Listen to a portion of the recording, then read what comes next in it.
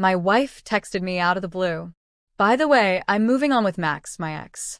You're good, but not enough for my status. I simply replied, congrats, and walked away. Months later, Max's wife divorced him. He dumped her, and she showed up at my door, crying and asking for help. I'm 34 years old, and until a few months ago, I believe my marriage was pretty stable. Like any couple, we had disagreements, but nothing that made me question the foundation we'd built. At least, that's what I thought. One ordinary Tuesday afternoon, I was at home folding laundry, a pretty mundane task, when my phone buzzed. I glanced at the screen and saw it was my wife. At first, I assumed it was about groceries or dinner plans. Instead, her message was short, blunt, and completely unexpected. By the way, I'm moving on with Max, my ex. I read it twice, thinking maybe I'd misunderstood. Before I could even process it, another message arrived. You're good, but not enough for my status. I want more enjoyment in my life. It wasn't just the words that hurt, it was how casually she said it, like she was talking about switching brands of shampoo. No attempt to soften the blow, just a cold declaration that she was done and already moving on with a man she'd been with before. I didn't know where to start. Questions piled up in my mind. Why now? Had this been going on behind my back for months? Did everyone else know except me? And then the kicker, Max. I knew who he was. We'd met once before. When my wife and I were dating, Max was polite on the surface, but something about him felt rehearsed, like every word he said was carefully calculated. My wife had mentioned him a few times over the years, but always as part of the past, nothing to worry about. So, in the middle of my confusion, I typed the obvious question. Max, the one who's married? Her response was immediate. Yeah, his wife doesn't know about us yet. I'm just letting you know so you can move on too. She wrote it like it was some kind of favor, like she was saving me time by being honest. Meanwhile, she was admitting she'd been involved with a married man who was keeping his own wife in the dark. I sat there holding my phone, staring at her messages. No apology, no guilt, just a sense of entitlement, as if she was upgrading her life and informing me after the decision had already been made. Strangely, I didn't explode. I didn't yell or write an angry message. I just stopped caring in that moment. Something inside me switched off. I put the phone down and thought about all the years we'd shared, the late nights, the dreams, the times I thought we were building something lasting. And I realized none of that mattered to her if she could throw it away so easily. The irony wasn't lost on me. She claimed I wasn't enough for her status, yet she was stepping into a relationship with a man who was already betraying his own wife. I didn't respond right away. I let the phone sit on the table as I finished folding laundry.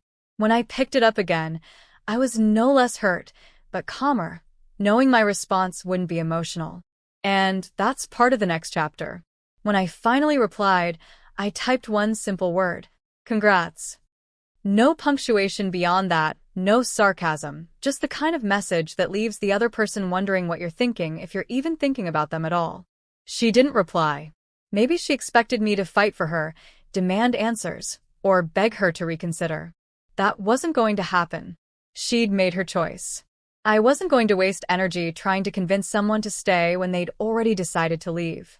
After that day, I stopped engaging. I didn't check her social media or ask mutual friends about her. I focused on my own life, getting back to the gym, spending more time with family, and picking up hobbies I'd neglected for years. From what little I saw, she wasted no time flaunting her new relationship. Photos of them at restaurants, smiling at events, even weekend trips. All posted like a highlight reel. To anyone unaware of the context, it might have looked like a whirlwind romance.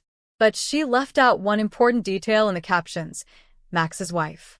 I didn't know her personally, but I knew enough to feel uneasy.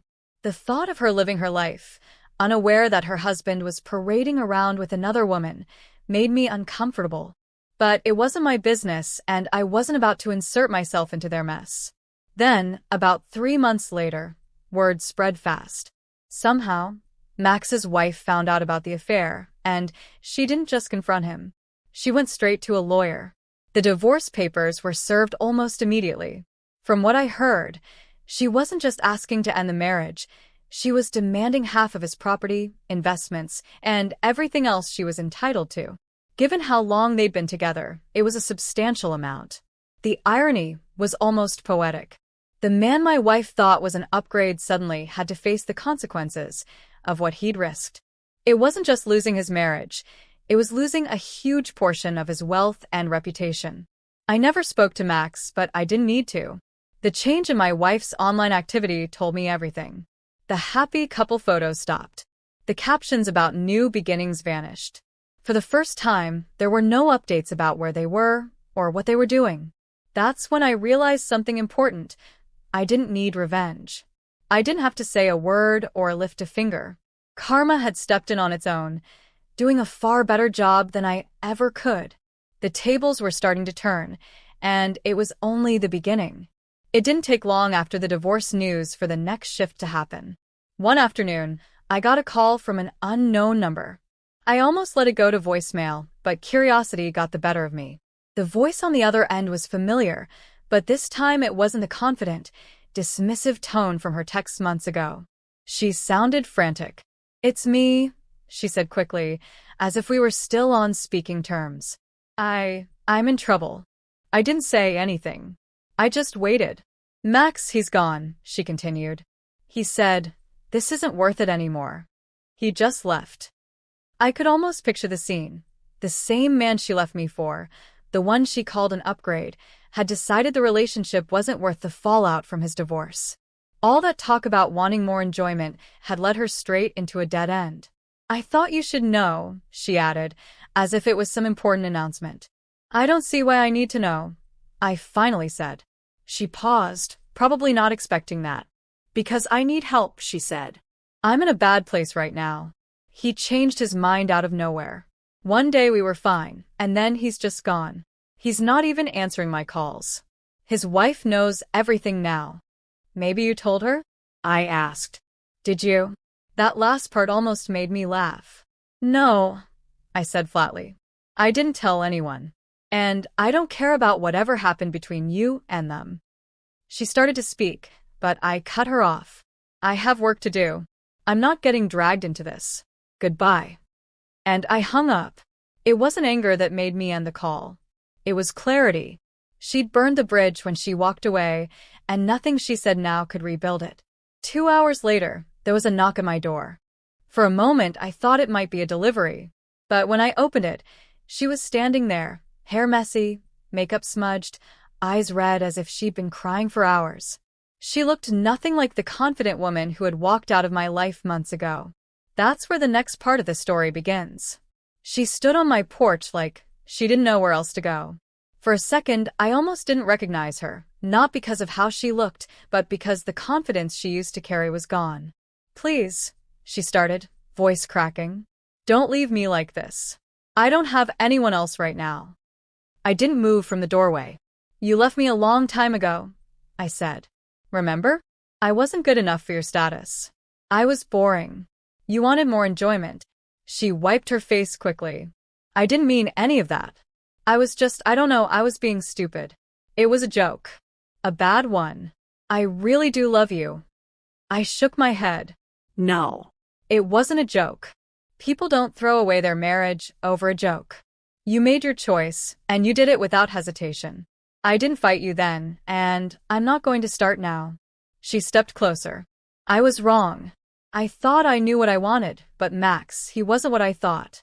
He made promises, and I cut her off. "It doesn't matter. This isn't about Max. This is about you.